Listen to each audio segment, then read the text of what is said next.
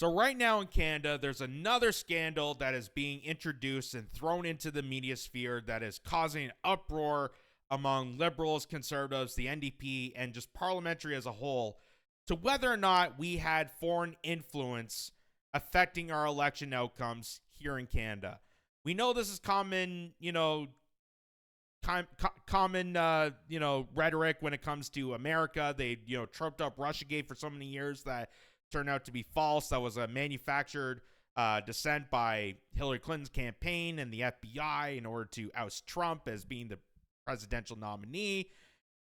And now we're getting a taste of our own medicine, because now there is controversy of Justin Trudeau, his campaign being influenced by China, by billionaires in the China business interests, and also the Chinese Communist Party, while there's also investments luring in from India with the Conservative Party. So there's a lot of controversy that is coming up about this, where Justin Trudeau testified, and we'll get to that in a bit here. But one of the big things, and has caused a lot of people's heads to spin, is that Justin Trudeau had a panic moment, and he had to do something by calling out Jordan Peterson and Tucker Carlson in his testimony here. I kid you not. So this guy Rex Chapman points out, Canadian Prime Minister Justin Trudeau testified before the Foreign Interference Commission, saying that Russian state media has been financially backing both Jordan Peterson and Tucker Carlson. So he was in a panic mode because they know that there's been foreign influence. They know that there's been foreign meddling within the political system here in Canada, within the parliamentary system. And rather than releasing that information, because that will oust the, Liberal Party and the Conservatives and the NDP and other political members within the parliamentary system, he's going to go right into Russiagate. He's going to go right into two of the most predominant voices that are outside the establishment. And considering the fact that Jordan Peterson had his license revoked, was ousted by the media, how his credentials were, just stricken away because of our government, because of the corruption, because of not allowing someone like him, which I don't agree with everything that he says, but he has some good points, allowing him to speak and stripping him of his credentials is just unbelievably insane, regardless of how you feel about him.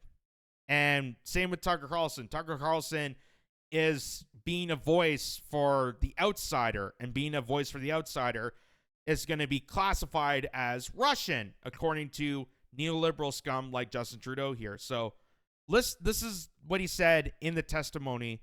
This is a video from True North. Listen to this. Could we look at the messages that were transmitted or amplified in that respect? On page 7. By the way, I just want to show, I don't know if people can see this. So they're reading a document. They're reading a document that says Russians' role in the far-right trucker convoy, an analysis of Russian state media activity related to the 2022 Freedom Convoy. So this was a document that was made up in Parliament under the Liberal Party stature to accuse the truckers of being ploys for Russian state media. And this was something that was predominantly said during the convoy, during the trials, during they're trying to prosecute Tamara Lynch. They have stated this numerous times that, they're cultivating, Russian propaganda. That's what this is. It's Russian misinformation. All this COVID nonsense, all the trucker convoys and people gathering together to strict mandate. That's something to do with Russia. And their excuse for it is because RT media, RT, Russian television, was the only predominant voice outside of Canada that was willing to actually cover it in an equal perspective. Whether it was you look at the CBC coverage, you look at CTV, you look at Global, you look at CNN's coverage, you look at the mainstream media in the United States, the mainstream media in Britain, they all said the same thing. They all tried to collude together to say that these truckers were Nazis and fascists and they don't understand things. They want freedom. They're freedom fighters. Ugh. They all cultivized the exact same narrative. Not RT. Not RT, because RT actually had a balanced perspective. That and Rebel News. They also tried Rebel News do this. Rebel News, a Canadian organization. They're trying to coerce them to say that they're, assets of Russia because of this. But let's hear this video out. Could we look at the messages that were transmitted or amplified in that respect? On page 7, there are some screenshots that were shown by the researcher.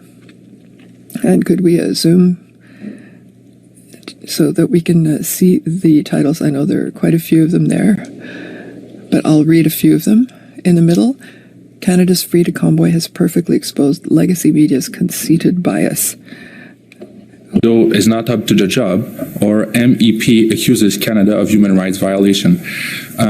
Donc, le convoi de la liberté est terminé depuis longtemps, mais... So the Freedom Convoy is over, but these messages are still being sent nowadays.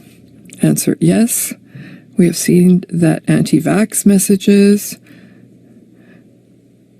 during the convoy and during the pandemic were amplified by Russian propaganda, especially in the media of the right.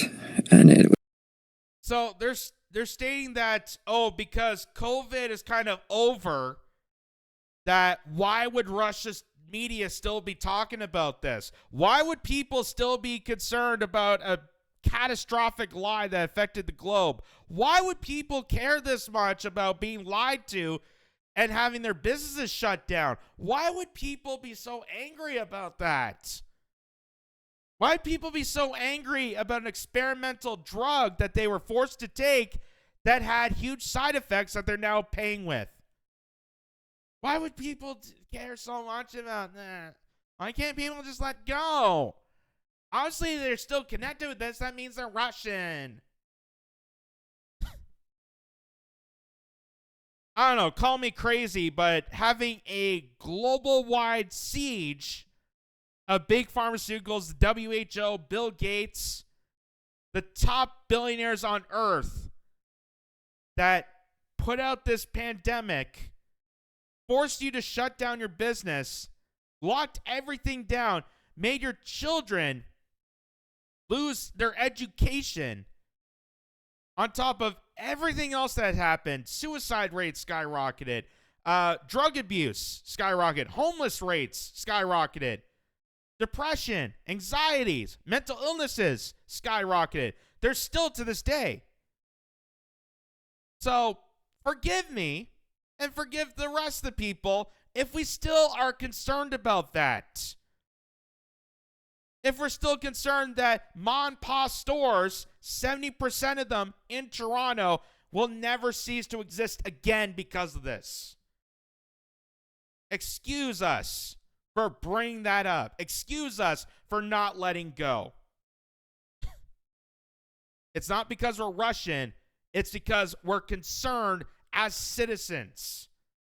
Because God forbid we don't have amnesia 24/7 and can't just let things go on the whim. We actually have memories. We can actually remember, previously historic things from just a while ago. So now he's going to get into Jordan Peterson. Listen to this. It was continued by messages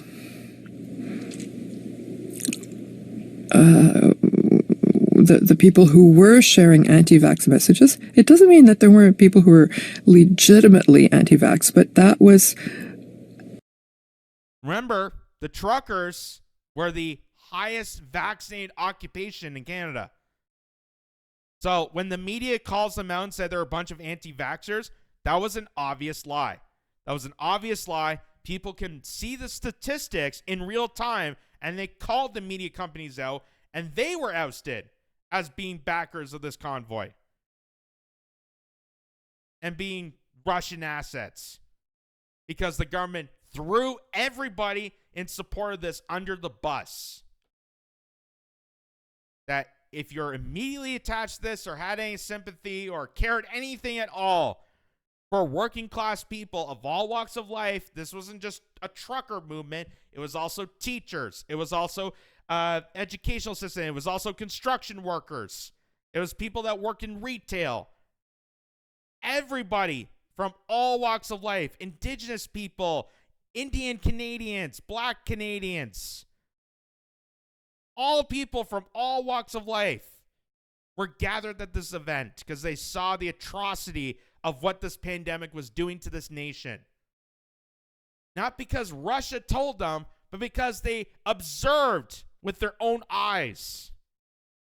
Because they saw their family members in despair. They saw themselves in despair. A lot of them lost their jobs. A lot of them had nowhere to go. And they were falsely told by the government, you have to lock yourself down and we'll possibly take care of you. How is that going now? How is that going now? Because those CERB handouts, those COVID handouts that you were hopefully signed up towards, that was going to help you out, now they want back. And not only do they want it back, but they want it back with all the interest that has racked up for the last 3 years. So no wonder why over 300 Canadians a day are filing bankruptcy. And this clown is worried that Russian media covered it. God forbid, an outsider organization had to do journalism, unlike the other journalists out there. Hugely amplified by Russian propaganda. And once Ukraine was invaded, we saw a lot of those channels become pro-Putin propaganda channels. And as I said, we've recently seen that RT is currently funding bloggers and other YouTube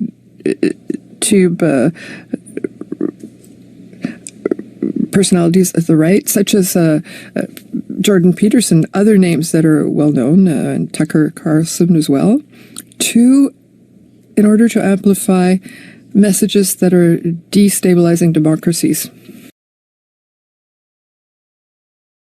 So Russians, their accusation, panicked accusation, you can tell by even the interpreter's voice trying to mimic Justin Trudeau, they're stating that Russian-backed media channels that they're now paying bloggers and YouTubers in North America to destabilize democracy by having Tucker Carlson and Jordan Peterson have accountability over the actions that our government is committing across Canada.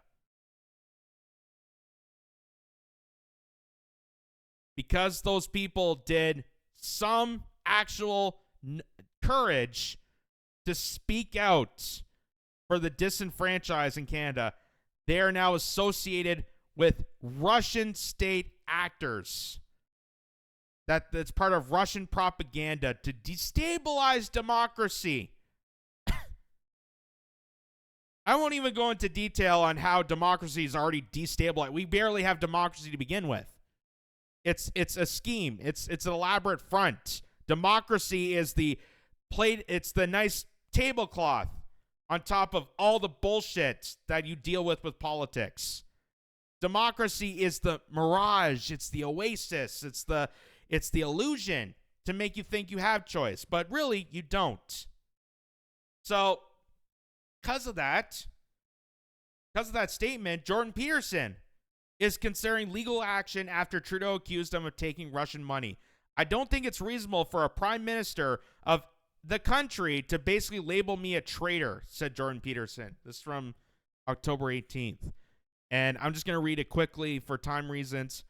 But he states, conservative media personality Jordan Peterson says he's looking into legal action after Prime Minister Justin Trudeau said this week that Peterson is receiving money from Russian state-owned media, RT. Trudeau made the comments under oath during his lengthy testimony on Wednesday at the public inquiry to foreign interference and did not provide any evidence to them. Peterson told the National Post he would never take Russian money, not ever in the past and not now. But he will take $60 million from Daily Wire, who's connected to Israel. But anyway, that's beside the point. It's a very serious accusation, said Peterson in a Thursday interview with the Post. You should have done your bloody homework if you're going to make accusations. You should have at least got them right. I don't think it's reasonable for the Prime Minister of the country to basically label me as a traitor, and I don't find it amusing. Peterson said he is looking into a defamation lawsuit against the Prime Minister, but said these lawsuits are often a losing game, even if it was a reasonable chance of winning it. I know that lawsuits are a pain. I'm not interested in being burdened down with that sort of pain, practically speaking. But by the same token, how about you don't defame me when you're the Prime Minister, especially stupidly, said Peterson. I've been taken to my family about whether I have a moral obligation to go after him for defamation. He's not like my neighbor. He's the Prime Minister, he said. The Prime Minister's office declined to comment. I wonder if he got that, second wind of COVID again. Can't talk, right now. Can't talk to the truckers. Can't even FaceTime right now. I'm going back to my cottage. That kind of notion. Here's also Gateway Pundit. Desperately unpopular Trudeau accuses Tucker Carlson of being founded by Russia's media outlet RT. Presents no evidence. And I can tell you off the fact that RT is not associated with Tucker Carlson. Because Tucker Carlson, even as he went to Ukraine or went to Russia to hopefully have a diplomatic conversation about Russia, about Ukraine, about the situation within, did had some criticism about Russia. Same with Jordan Peterson. There's lots of criticisms you can get to any country. And just because you're not fully entrenched, engaging warfare with said country, doesn't make you a supporter of that said country. I don't want to have a war in the Middle East. That doesn't make me a terrorist sympathizer. I don't want to have war with you. I don't want Ukrainians dying on the streets to kill off Russia. That doesn't make me a Russian asset. But they want to do this because they have nothing left. Because Justin Trudeau is desperate. So desperate. He's so unpopular right now. Even people in his own party can see past his bullshit. Can see past that. This needs to end. That Justin Trudeau needs to step down. I think it's now up to 37 members of parliament of his own party want him to step down, want him to resign because of how awful this is. He is so desperate that he is going to any levels, including defaming critics of his as being Russian state actors, as being propagandists for the Russian state media. Even though he is the chief propagandist himself in Canada, and more so because he's a puppet to the World Economic Forum. And I can think of no better evil organization to cultivate the most propaganda in this world than the World Economic Forum, the Klaus Schwab organization. I can think of no heinous operation on earth because they don't want countries to exist. They don't want democracies to exist. Democracies are a threat to them. They're a threat to their power. They're a threat to having control over territories. As the 1976 movie Network pointed out, we don't have countries. We just have billionaires that control everything and the international transfer of dollars. That's it.